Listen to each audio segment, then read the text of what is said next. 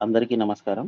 ఈ వీడియోలో మనం మొక్కల ఎదుగుదలకు అవసరమైనటువంటి పోషకాల రవాణా ఏ విధంగా జరుగుతుందో తెలుసుకుందాము. పోషకాల రవాణాకు మొక్కల ఎదుగుదలలో జైలము మరియు ఫైలం అనే సిస్టమ్ బాగా పనిచేస్తుంది. జైలం వచ్చేసరికి మొక్కలకు ద్వారా మనం అందించినటువంటి పోషకాలన్నిటిని గూడా మొక్క మొత్తం రవాణా చేయడానికి ఉపయోగపడుతుంది. ఇది నీటిని గాని, మనం వేసినటువంటి యూరియా గాని, డీఏపీ గాని ఇట్లాంటి ఫెర్టిలైజర్స్ ఆర్గానిక్ మాన్యూర్స్ ఏవైతే ఉన్నాయో వాటిలో ఉన్న పోషకాలను మొక్క మొత్తం రవాణా చేయడానికి ఉపయోగపడుతుంది.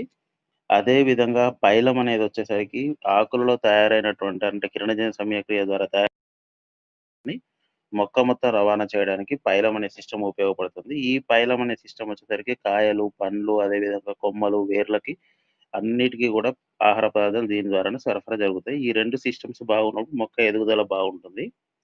ఈ 2 బాగుండాలి అంటే మొక్కనెప్పుడు గూడా ఒత్తిడికి గురి కాకుండా చూసుకోవడానికి మనం అవసరమైనటువంటి ఎరువులను సమయానికి అందించుకొని అవసరమైనంత తీటి తడిని ఉండే విధంగా చూసుకోవాలి. Thank you.